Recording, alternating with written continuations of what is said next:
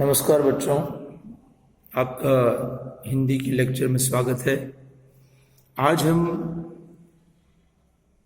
एक कहानी की चर्चा करेंगे। मन्नू भंडारी की कहानी है अकेली। जैसा कि नाम से ही आप समझ गए होंगे, अकेली का अर्थ ही है कोई व्यक्ति समाज में अकेला हो। वैसे अकेलापन आज के समाज की सबसे बड़ी त्रासदी है, मगर ये कहानी जिसकी मुख्य पात्र सोमा बुआ है, सोमा बुआ वास्तव में अकेली नहीं है।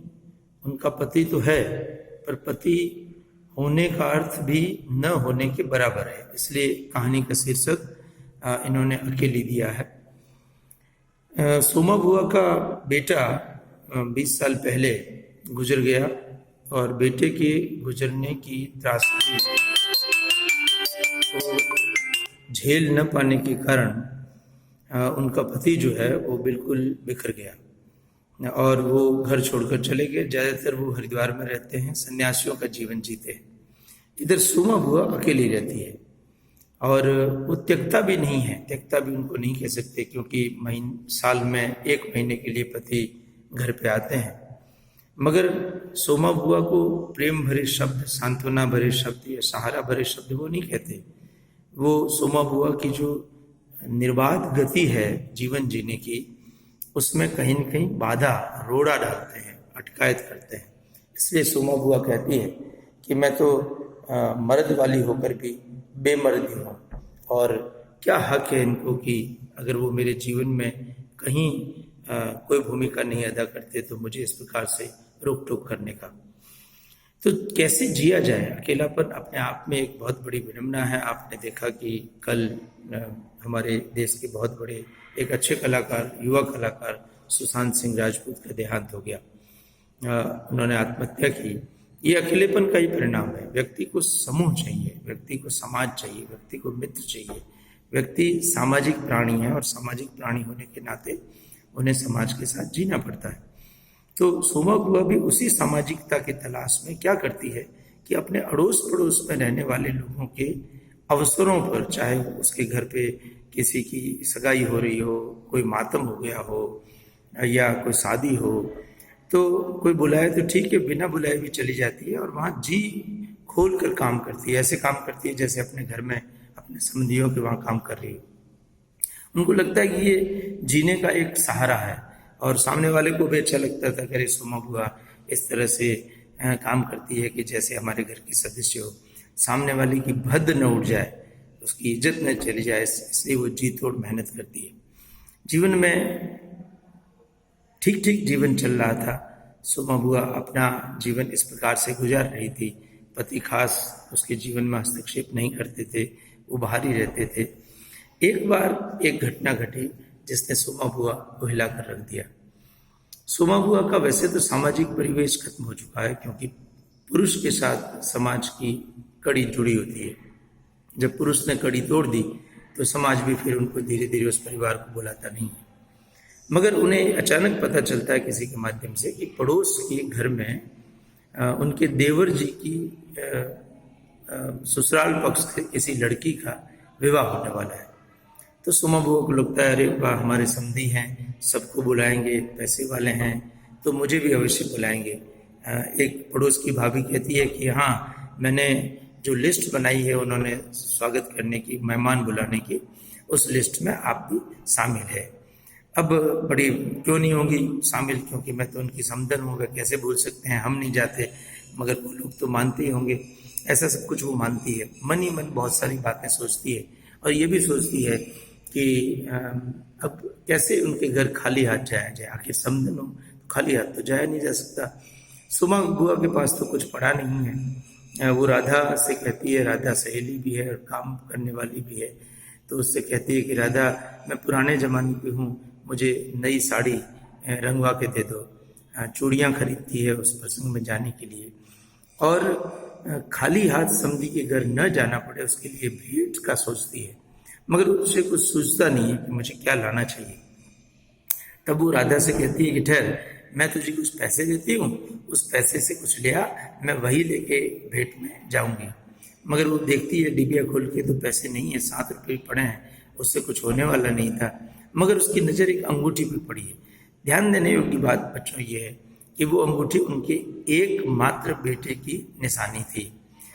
कठिन से कठिन वक्त में, जब घर में दाने नहीं थे, खाने पीने का अभाव था, ऐसी स्थिति में भी सोमा बुआ ने उस अंगूठी को नहीं बेचा।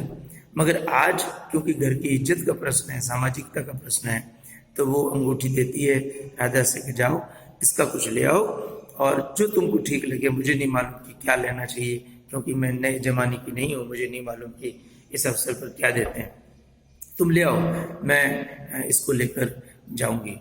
राधा सामान भी ले आती है, अपनी साड़ी जो है उसको कलफ करवाती है, नया कलर करवा के पहनती है, सजती संवरती है, नई चूड़ियाँ पहनती है और वो इंतजार करती है कि अब समधी के वहाँ से बुलावा आएगा, अब समधी के वहाँ से बुलाएगा।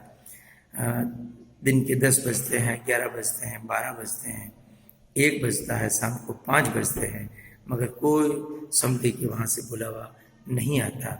शाम ढलने को है, तब राधा कहती है कि सोमा बुआ खाना नहीं बनाओगी आज? लगता है समधी के घर से बुलावा अब नहीं आएगा। और सोमा बुआ अपनी साड़ी उतारती है और फिर अपने काम में लग जाती है।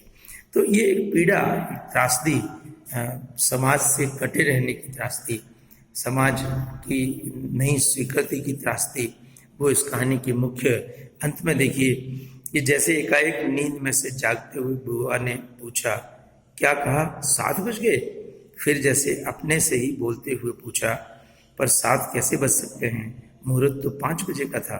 और फिर एकाएक की सारी स्थिति समझते हुए स्वर को भरसक संयत बनाकर बोली, अरे खाने का क्या है, अभी बना लूंगी, 2 जनों का तो खाना है, क्या खाना और क्या पकाना। ये क्या खाना और क्या पकाना, ये पीड़ा है, ये पीड़ा सोमा बुआ जो है वो व्यक्त कर रही है। वो ये नहीं कहती कि देखो कोई बुलाने नहीं आया है।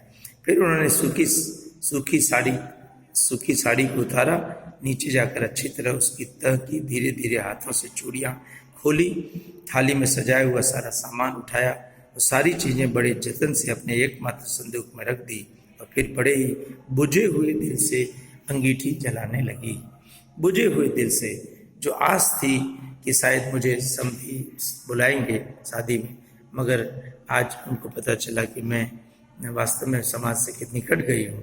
ये अकेलापन जो है वो आज के समाज की, शहरी समाज की सबसे बड़ी पीड़ा है और मन्नू भंडारी ने एक पात्र के माध्यम से उसी को अभिव्यक्त किया है। इसका एक महत्वपूर्ण प्रश्न बनता है कि सोमा बुआ कैसी जिंदगी जीती है। और दूसरा, सोमा बुआ का चरित्र चित्रण कीजिए। बेटे का नाम हरकू था। सोमा बुआ की छोटी सी डिबिया में कितने रुपए थे? तो 7 रुपए थे। छोटे छोटे प्रश्न हैं, इसमें से भी कई बार बड़ा प्रश्न पूछा जाता है। आप शब्दावली पर ध्यान देंगे, परित्यक्ता मतलब पति की त्यागी हुई, एकांकीपन, अकेलापन, कोई खास शब्द नहीं है। हाँ, कुछ मुहावरे हैं जिनका अर्थ देता हूँ। राह में आंखें बिछाना मतलब बेसब्री से इंतजार करना। सोमा बुआ इन्विटेशन के लिए, आमंत्रण के लिए राह में आंखें बिछा कर बैठी थी।